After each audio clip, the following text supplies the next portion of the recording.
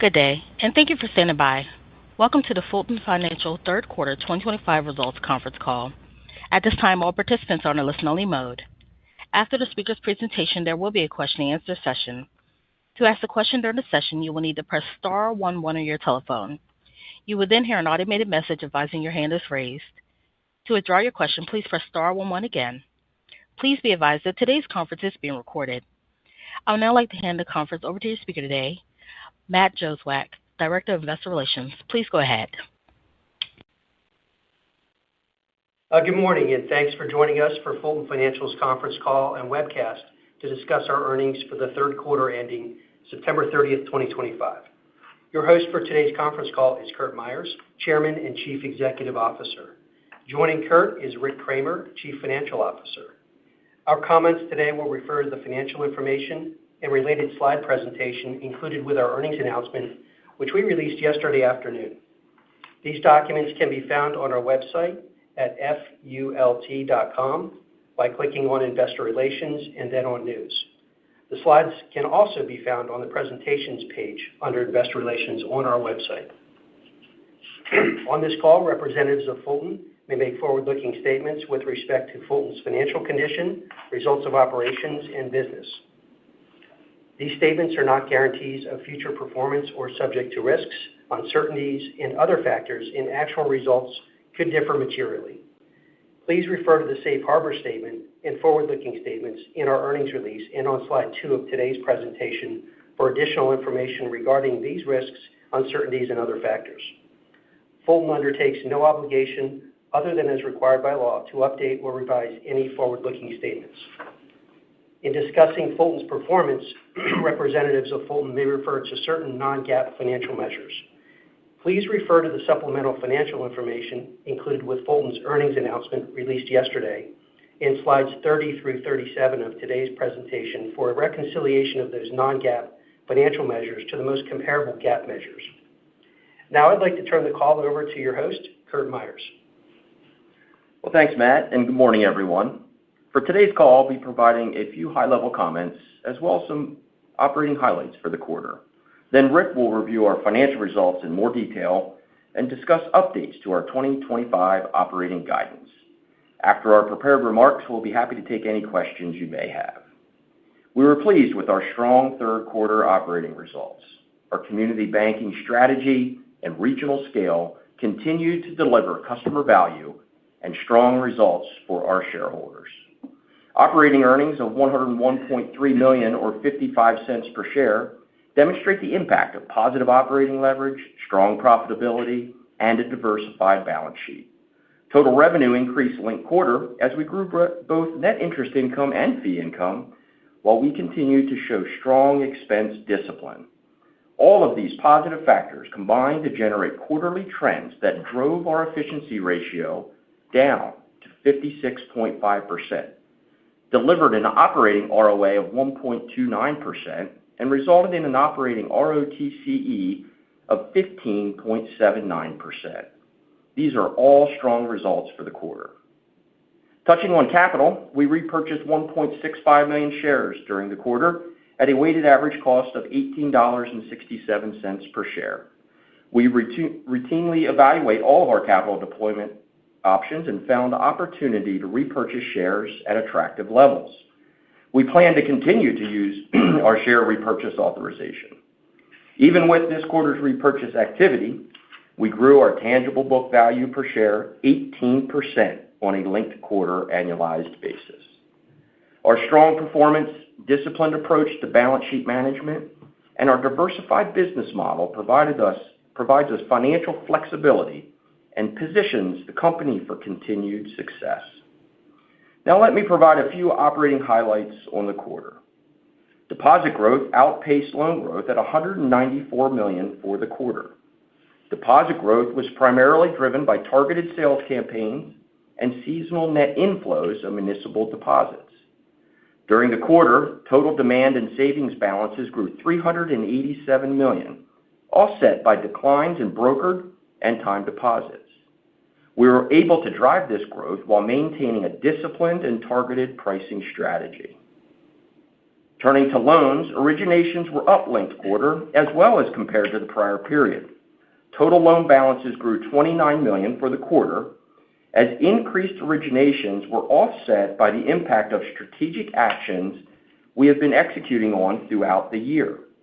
Year to date, these actions represented more than a $600 million headwind to our loan balance growth. Moving forward, we expect these actions to moderate and loan growth to return to our long-term growth trends. Turning to the income statement, revenue growth was driven by a strong net interest margin and a solid linked quarter increase in our non-interest income. As a result, total quarterly revenue hit an all-time high. Our non-interest income as a percentage of revenue ended the quarter at 21%, with our fee-generating businesses growing nicely, and we are positioned well for continued growth. Lastly, let me touch on credit. While we remain cautious on credit given general economic and geopolitical uncertainty, we continue to see steady performance in our portfolio. During the quarter, we saw improvement in non-performing loans and charge-offs. Additionally, we saw improved risk rating migration and a continued reduction in classified and criticized loans. The provision for loan losses remained favorable to expectations, and the allowance ratio was stable compared to the prior quarter. Overall, we are encouraged by the trends we're seeing, but always remain focused on identifying and managing any potential areas of weakness that may arise. Now let me turn the call over to Rick to discuss the details of our financial results and provide comments on our 2025 operating guidance in more detail. Thank you, Kurt, and good morning. Unless I note otherwise, the quarterly comparisons I discuss are with the second quarter of 2025. Loan and deposit growth numbers I reference are annualized percentage on a linked quarter basis. Starting on slide 5, operating earnings per diluted share was 55 cents, or $101.3 million of operating net income available to common shareholders. Net interest income growth, driven by a strong NIM and a stable balance sheet, combined with increasing fee income, helped to more than offset the anticipated increase in operating expenses. We are encouraged by the improved positive operating leverage we generated when compared to the previous quarter and on a year-over-year period basis. Total end-of-period loans increased $29 million during the quarter. Residential and commercial mortgage drove growth, offset by declines in C&I. We continue to proactively work certain credits out of the portfolio that don't align to our long-term strategy. During the quarter, we saw runoff of approximately $32 million of indirect auto and sold approximately $40 million of small-ticket equipment finance loans. Additionally, we saw about $40 million in note sales and resolved an additional $139 million of C&C loans. Combined, these actions accounted for over $250 million of loan balance headwinds during the quarter. With the exception of the continued planned runoff of indirect auto, we expect the impact of these activities to moderate as we move into 2026 and expect growth to revert towards our long-term historical organic growth trends. Deposits grew $194 million, or 3%. Growth of $387 million in demand and savings products offset a $192 million decline in time deposits, which included a $108 million decline in broker deposits. A primary driver of growth was a seasonal increase in municipal balances of $450 million, in line with expectations. We anticipate outflows in municipal balances in the fourth quarter, similar to historical trends. Our non-interest-bearing balances trended lower, ending the quarter at 19.5% of total deposits. The decline of balances appears to be driven by normal corporate customer activity, as our number of commercial accounts remains stable. As a result, our loan-to-deposit ratio ended the quarter at 91%. Moving to investments, securities purchases lagged cash flows by about $100 million, partially offset by an improvement in AOCI. Investments as a percentage of total assets were 15.8%, a level that provides balance sheet optionality moving forward. Net interest income on a non-FTE basis was $264.2 million, a $9.3 million increase linked quarter, while net interest margin increased 10 basis points to 3.57%. Loan yields increased 7 basis points to 5.93%. Fixed-rate asset repricing represented a tailwind during the quarter. We believe this will continue to provide some cushion for margin in the face of declining short-term rates, as illustrated on slide 21 of our earnings presentation. Over the next 12 months, we have approximately $5.4 billion of fixed and adjustable rate earning assets subject to repricing, currently at a blended yield of 5.08%. Our net interest margin further benefited from a modestly higher level of accretion interest, which was up $1.3 million linked quarter to $12.7 million. For the quarter, our average cost of total deposits decreased 2 basis points to 1.96%, while our total cost of funds declined 4 basis points due to quarterly wholesale repositioning aided by municipal inflows. Through the current rate-cutting cycle, our cumulative interest-bearing deposit beta has been 33%, while our total deposit beta has been 22%. Our deposit pricing strategy continues to balance the desire to fund future balance sheet growth while defending margin. Turning to slide 7, non-interest income for the quarter was $70.4 million. The linked quarter increase was driven by our wealth and consumer businesses and aided by modest gains from asset sales. Non-interest income as a percentage of total revenue equaled 21% for the third quarter. Notably, our wealth management business, Fulton Financial Advisors, reached $17 billion in assets under management and administration and continues to be a material driver of fee income growth. Moving to slide 8, non-interest expense on an operating basis was $191.4 million, an increase of $3.8 million linked quarter.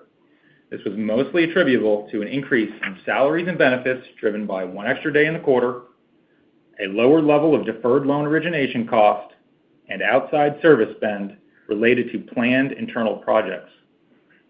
Items excluded from operating expenses as listed on slide 8 include charges of $5.4 million of core deposit intangible amortization and $207,000 benefit of other items.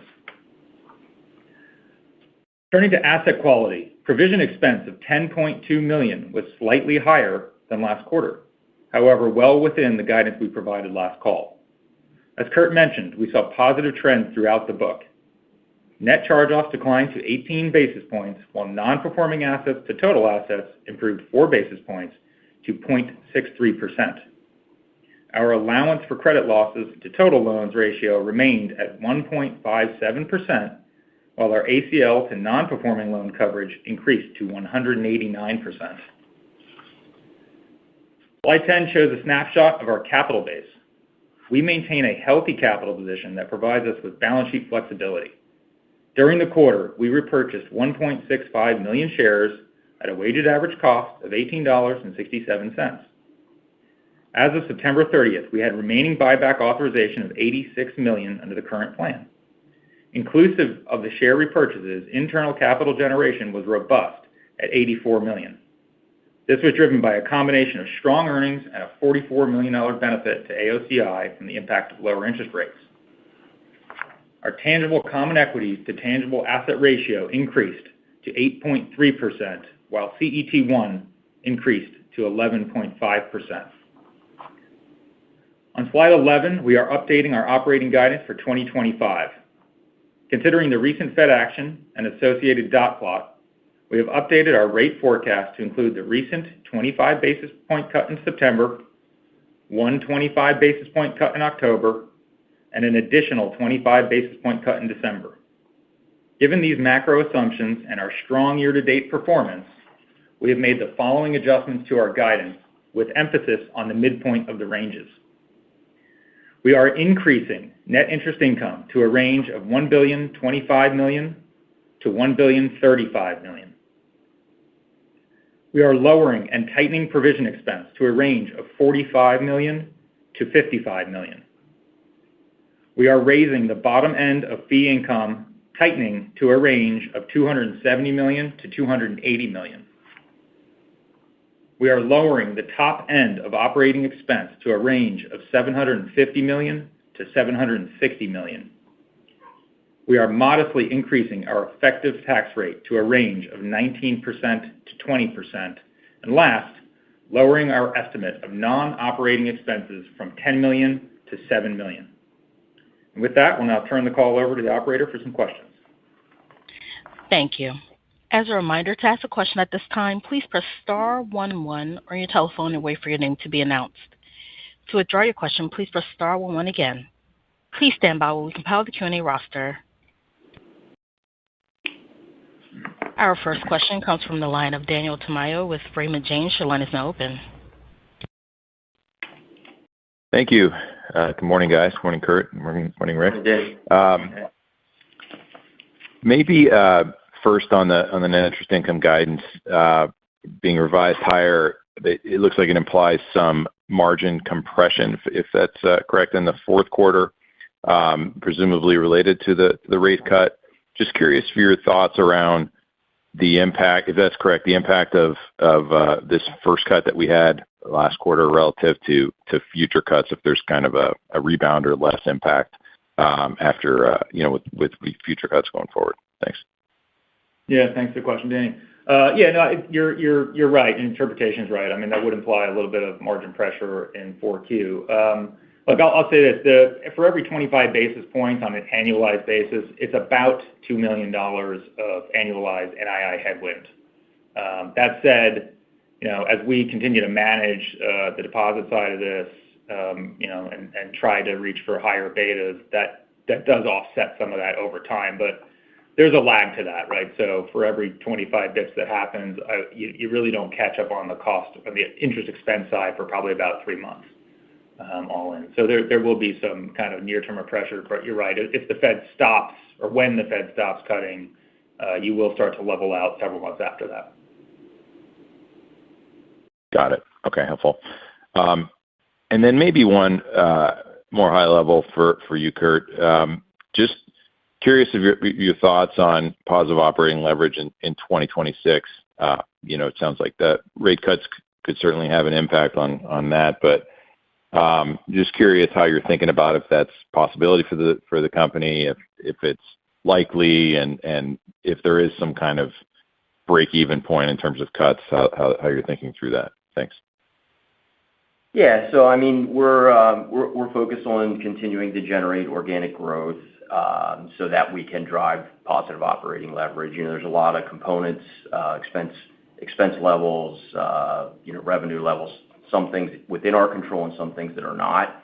But we're going to manage to a point that our goal is to generate positive operating leverage on a consistent basis. To Rick's point in your prior question around impact of rate cuts, I mean, we are more neutral on our balance sheet than we have been in prior periods, and we think that will help. And then we will manage the other components of that operating leverage calculation to focus on generating that. Okay, helpful. All right, well, I appreciate the color, guys. I'll step back. Thanks, Danny. Thank you. Our next question comes from the line of Casey Haire with Autonomous. Your line is now open. Yeah, great. Thanks. Good morning, guys. I guess one more follow-up on sort of the NIM outlook, Rick. The cumulative interest-bearing deposit beta, I think you mentioned, was 33%. Just where do you expect that to trend as the Fed cuts? Yeah, I think that's a level we aim to maintain, if not try to get a little bit more. Obviously, as we start to revert to more normalized loan growth, that could see some pressure, but I think around that 30% level is really the target. Okay, very good. And on the asset side of things, fixed rate asset repricing was a nice tailwind. Can you guys any color on where new money yields are versus, I think you mentioned that 5.08 coupon on what's maturing in the next year? Yeah, new originations during the quarter were right around 6.5%, just I think a couple of bips below that, like 6.48. Okay, great. And just lastly on on capital management. So you guys have been one of the banks that has been openly, kind of looking for deals. Just wonder, it feels like it is active in that part of the market, that $1 to $5 billion asset bank crowd. Just wondering why we haven't seen a deal from you. Is it bid ask, lack of targets? Just some color there. Yeah. So our strategy remains the same, and that, as you referenced, and I previously referenced, that $1 to $5 billion community bank that would be an infill to give us greater market penetration in our 5-state market is the focus. We feel we continue to have opportunities there, and we want to be positioned to always be able to move forward with the things that we want to move forward with, and it is an active strategy for us.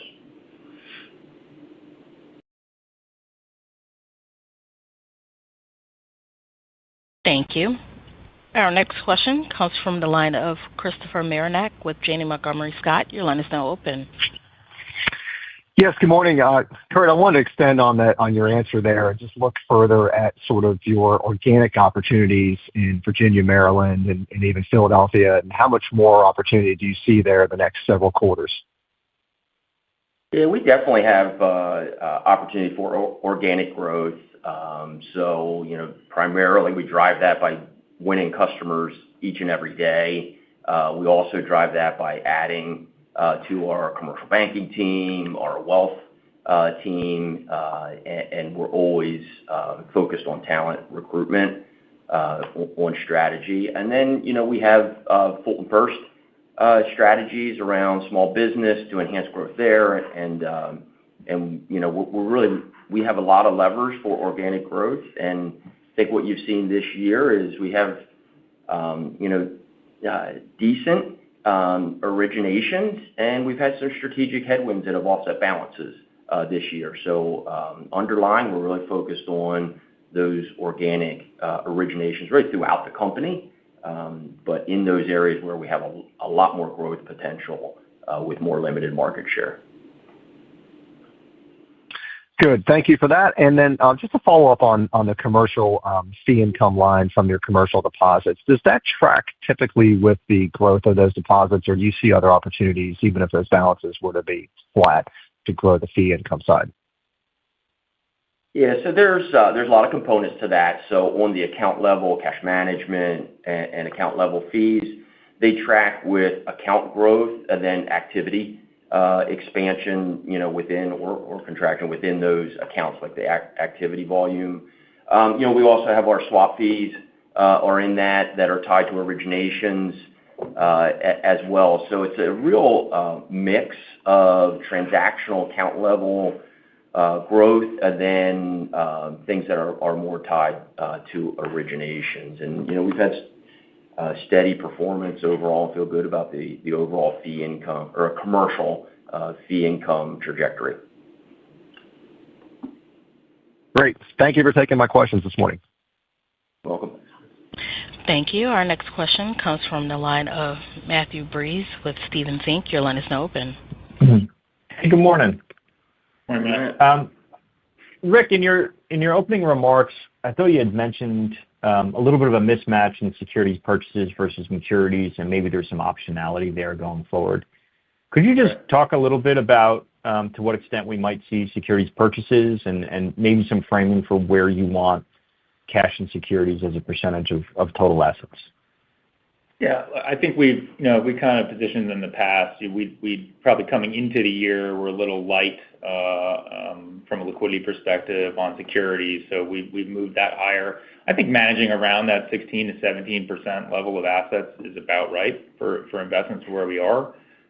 We've been fairly opportunistic and kind of pick our points when we want to invest and when we have additional liquidity. I think there's the expectation, obviously, we mentioned earlier, is that you'll get some municipal headwinds in the fourth quarter, so those deposit balances will be down a little bit. So I think just managing kind of for those balances really depends on when we buy. But like I said, 16 to 17% long term is probably the right target. And looking at securities yields, 370 today, I'm guessing what you're putting on the books has either a high 4, maybe low 5 handle on it. That's right. Yeah. When might we see a more pronounced acceleration in securities yields? Is there a cash flow year that's better than others and work towards that 4% and 5% level? Sorry to interrupt you. Thank you. No, sorry. I think you're right on the yield, and more recently it's been in the high 4s. But no, there really isn't a pronounced cash flow. It's pretty steady stream, barring any acceleration in prepayments. So I think that's kind of the wild card, which we haven't really seen a material pickup yet. But no, it's pretty steady, Matt. And we gave a little bit of additional color. I think it's on slide 21 of our deck on some of that fixed repricing, fixed and adjustable repricing schedule. So when you go out beyond 12 months, so basically everything right of that left column, the weighted average yields on those segments combined are around 4.5%. That just gives you some idea of upside in the outer years as well, assuming elevated rates. Okay. And then also in both your opening remarks and Kurt's, you made reference to loan growth headwinds dissipating. You talked about reverting to kind of longer term, levels of loan growth. Could you just talk a little bit about the pipeline, how strength of pipeline, where you're expecting to see growth over the next few quarters, and is it fair to say that longer term average is kind of low to mid single digits? And if you had to pick a side, low or mid, where would you lean over the next few quarters? Thank you. Yeah, so the long-term trends have been 4 to 6%. And I think we're trying to climb back to that 4%. We've been below that given the headwinds and strategic actions we've taken. So we want to first get to the low end of that and see where we go from there. The pipelines are up a little bit year over year, and we've had a increasing trend. But the pull-through rate is still lower than historical norms. Customers still remain cautious in spending. So we do see improvement, but it's modest at this point. Overall, where we want the growth, having a very diversified balance sheet has served us really well over time, and we want to grow in all categories, and we feel like we're positioned that we can grow in all categories. Even CRE, our position relative to the market is good, so we can, really attract high-quality borrowers, high-quality projects there. So really across the board, we're trying to get organic growth because we want to win customers, and that really is the engine behind the growth over the long haul.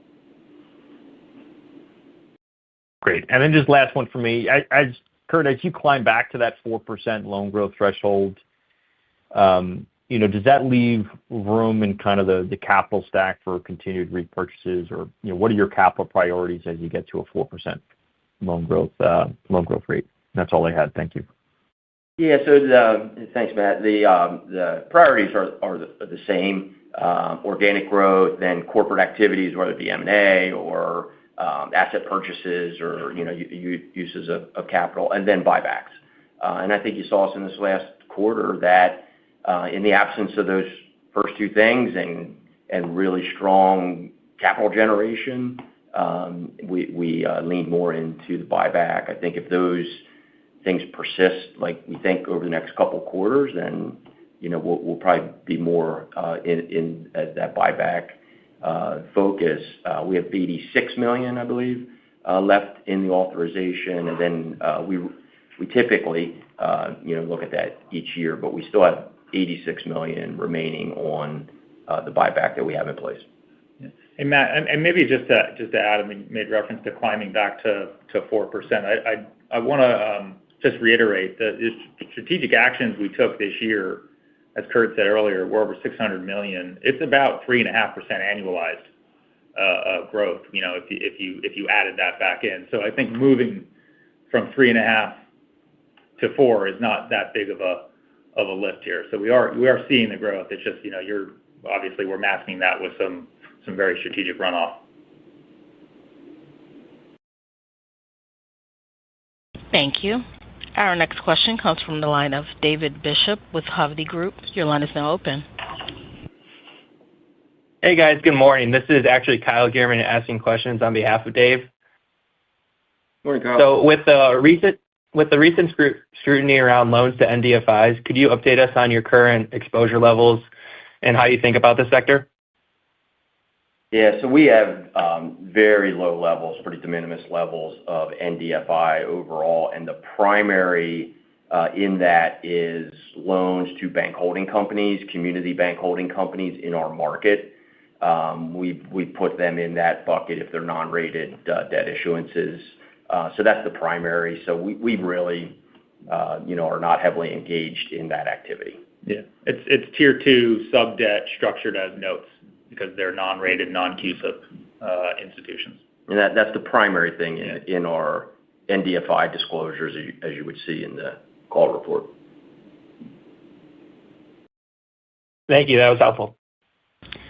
Thank you. Our next question comes from the line of David Conrad with KBW. Your line is now open.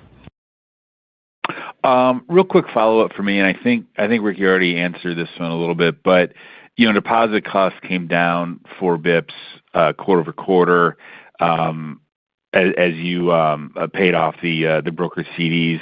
With the municipality seasonality in the fourth quarter, is the 245 a good jumping off point, or will you increase your broker CDs, or will it just be a reduction in cash and a smaller balance sheet?